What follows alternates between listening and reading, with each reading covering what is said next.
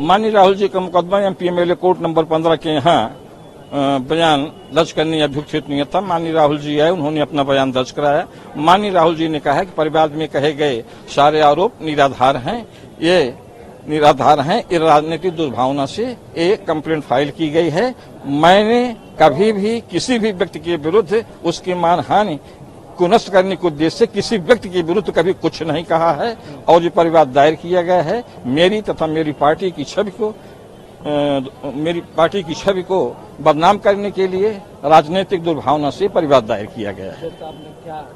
नहीं, जज साहब ने, जैसा मैंने अभी आपसे कहा, जज साहब ने ही सवाल किया कि आपने अमित शाह के खिलाफ ये कहा है, तो उन्होंने कहा कि इस तरीके से मैंने जो आरोप मेरे ऊपर लगाए गए हैं निराधार हैं, इन आरोपों से मैं इनकार करता हूँ। अब आगे फर्दर कब अगली तारीख सुनवाई जो है 12 अगस्त 2024 नियत है। 12 अगस्त 2024 को अभियोगी जो है यानी परिवादी जिन्होंने मुकदमा दायर किया है न्यायालय में उपस्थित होकर के अपना साक्ष्य प्रस्तुत करेंगे और मेरे द्वारा क्रॉस एग्जामिनेशन किया जाएगा। बाद में जो कुछ होगा आप लोगों को सूचित किया जाएगा।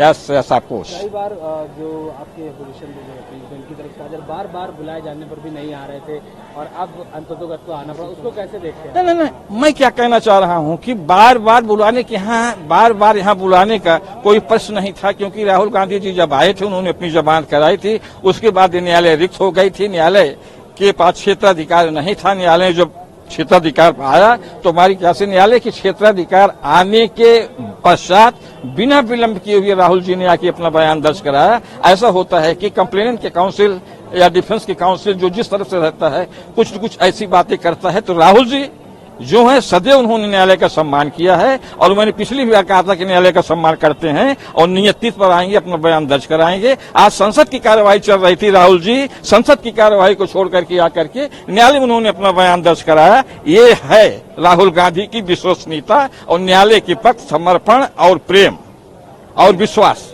देखिए, माननीय राहुल गांधी जी पे पिछले 10 वर्षों में आपने देखा होगा कि इस प्रकार के कईयों 40 से 50 मुकदमे पूरे देश में फाइल किए गए।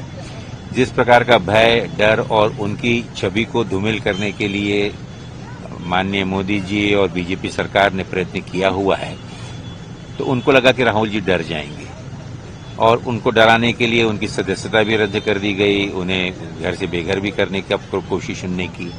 लेकिन इस देश में न्याय है और हमें पूरा न्यायपालिका पर विश्वास है।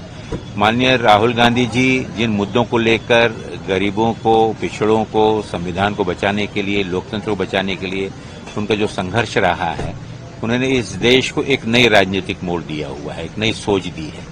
तो हमें विश्वास है कि आने वाले दिनों में जितना ही अत्याचार, जितना ही कोशिश माननीय मोदी जी कर लें, लेकिन ना ही राहुल जी डरने वाले हैं और राहुल जी के साथ देश की करोड़ों जनता और कांग्रेस के कार्यकर्ता उनके साथ है और हम इस प्रकार के डर से कभी चुप नहीं रहेंगे और जनता की आवाज, गरीबों की आवाज आगे भी उठाते रहेंगे।